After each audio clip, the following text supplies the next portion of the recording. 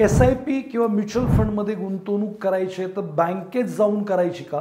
तर याचं उत्तर आहे नाही. बँकेत जाऊन तुम्ही इन्व्हेस्टमेंट करू नका. खूप सारे खतरनाक अनुभव लोकांना आलेले आहेत.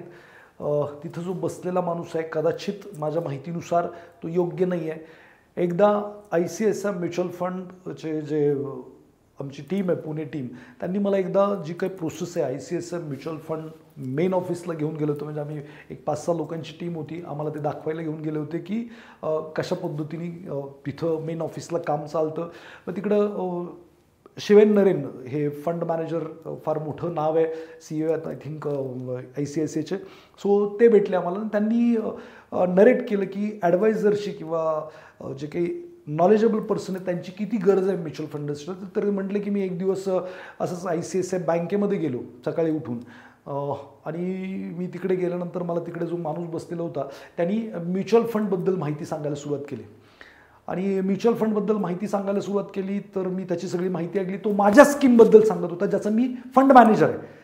आणि त्यांनी अशा काही गोष्टी त्या स्कीमबद्दल मला सांगितल्या ज्या मलाच माहीत नव्हत्या. इन शॉर्ट त्यांना हे म्हणायचं होतं की त्यांनी ज्या काही माहिती दिल्या त्या सगळ्याच्या सगळ्या चुकीच्या होत्या आणि तो फक्त त्याला त्याचं टार्गेट पूर्ण करायचं होतं त्याच्यासाठी तो बोलत होता.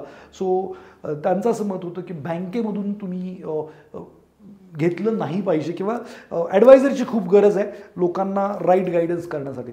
सो जो तिथं बसलेला माणूस आहे तो तुम्हाला स्कीम देतो आणि त्याच्यानंतर तो दुसरीकडे ट्रान्सफर होतो, बढती होते. तुम्ही जेव्हा नेक्स्ट टाईमला जाता त्यावेळी तो तुम्हाला भेटत नाही. मग त्यांनी जे काही सांगितलं याच्यासाठी तुम्ही कोणाला विचारणार? तर खूप साऱ्या गोष्टी असतात. दुसरी गोष्ट, त्यांना सर्टन स्कीमच प्रमोट करायच्या असतात, सर्टन स्कीमच विकायच्या असतात. सो ते त्याच चांगल्या आहेत असं सांगतात आणि कदाचित तुमची ती फसवणूक किंवा तुम्हाला चुकीचं मार्गदर्शन होऊ शकतं. So please avoid the bank to invest in mutual fund.